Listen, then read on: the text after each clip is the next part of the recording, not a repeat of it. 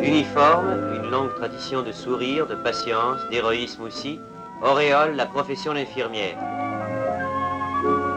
L'aspirante infirmière doit avoir 18 ans, une bonne santé, des manières distinguées, des habitudes d'ordre et de propreté. Elle doit aimer l'étude, avoir le sens de l'observation et une excellente mémoire. On exige d'elle le certificat de 11e année ou le diplôme du cours Lettres-Sciences. La candidate doit appartenir à une famille respectable et jouir d'une bonne réputation. Elle doit être sérieuse et capable d'assumer des responsabilités.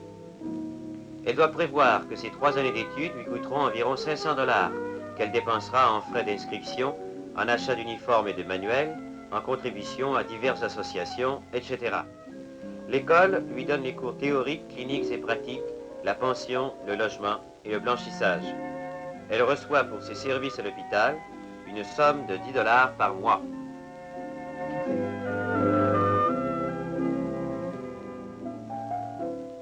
Les 5 premiers mois de son cours, l'étudiante les passe en classe à se familiariser avec les principes de base de l'anatomie, de la bactériologie, de la chimie et de l'hygiène. Elle entre alors à l'hôpital où elle poursuit sa formation sous la surveillance de monitrices. Elle passe 1, 2, 3 ou 4 mois dans les différents services, s'initiant successivement au secret de la chirurgie, de la gynécologie, de l'ophtalmo-otorhinologie, de la dermatologie, de la neuropsychiatrie. Elle fait un stage dans les services de stérilisation, d'obstétrique, des maladies contagieuses, de pédiatrie, de diététique. Elle pratique enfin son métier à la salle d'opération et de réveil, au dispensaire et au service social. 49 semaines par année, 6 jours par semaine, 8 heures par jour, l'étudiante apprend son métier. Il lui faut accepter les nuits de veille, passer sur la malpropreté inévitable de certaines besognes, sourire malgré la mauvaise humeur de certains malades, oublier le risque des maladies contagieuses.